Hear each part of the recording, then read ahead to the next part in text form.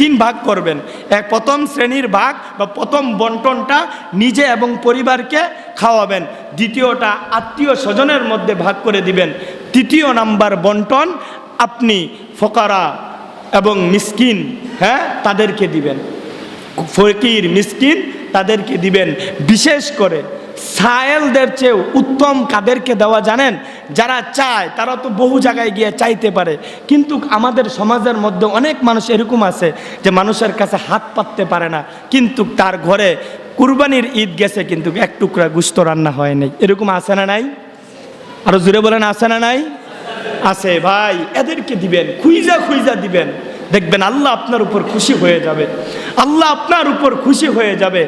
আপনি খুঁজবেন যে কে এরকম আছে যে চাইতে লজ্জাবোধ করে, চাইতে চায় না, মানুষের কাছে বলতে চায় না, কিন্তু আসলেই সে দরিদ্র, আসলেই সে অসহায়।